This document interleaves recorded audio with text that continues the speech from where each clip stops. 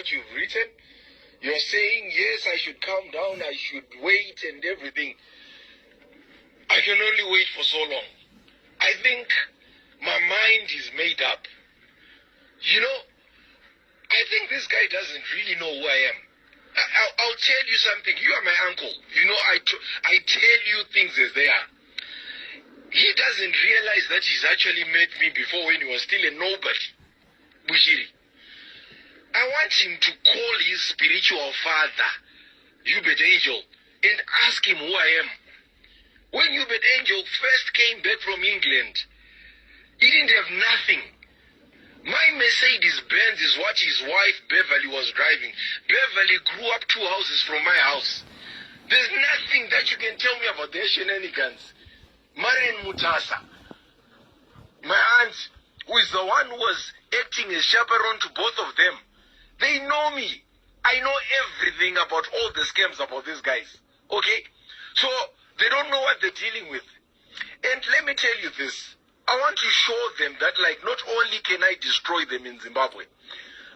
I've just been on the phone with Dr. Molande, Yota Mapundu, right? I've told them that, like, I am going to fly into Malawi on Saturday to talk to them. And I'll be in front of Professor Arthur Tarika. I know about his plans, his presidential ambitions. I know about everything that he's been planning. You've never dealt with my kind.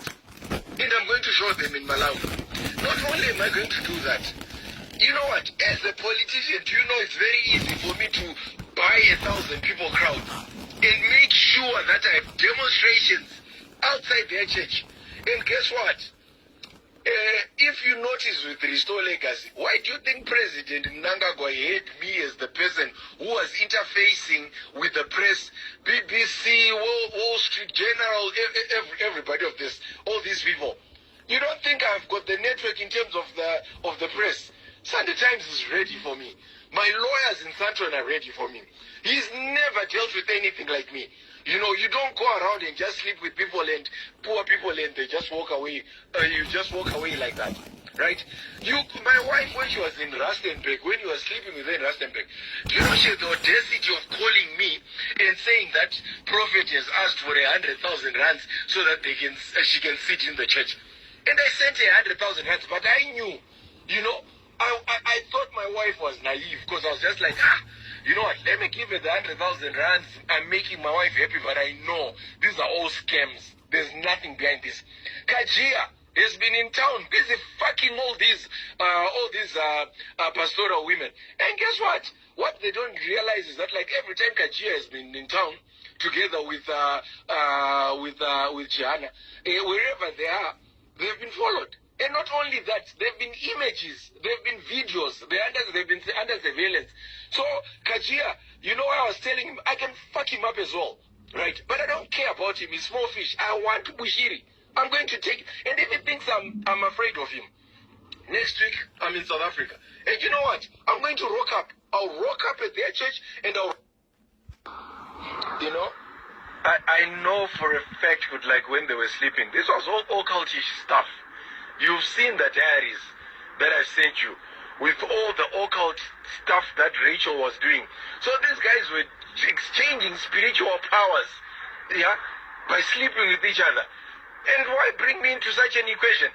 Why mess up my life, the life of my kids? Huh? So, you know what? I want my, you know, sending my 100,000 rands to you. Busy flying my wife first class to come to Malawi to Lilongwe so you can fuck her. Flying her so that, like, you can fuck her at a lodge in Pretoria. Flying her so that you can fly her you can fuck her in Rustenburg, room 14. Huh? And you have a thing where, you know, last time, you know, I had Chiana call me, and Chiana had the audacity of saying to me, my brother, you know, I had a similar situation where I married Miss Malawi. Let these things go.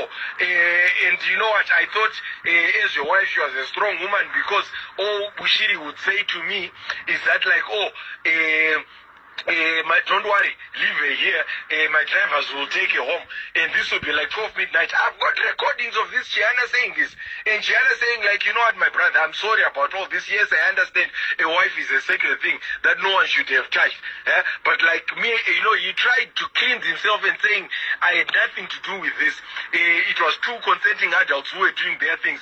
If someone tells me at 12 midnight that like, oh, you know, it was like I drove Rachel and took Rachel to Rustenburg, and Bushiri then says, oh, you can leave her, you can go back at 12, you know, 11, 12 midnight, and I left her behind, and I drove back, and what happened is between the two of them, I left them in the room.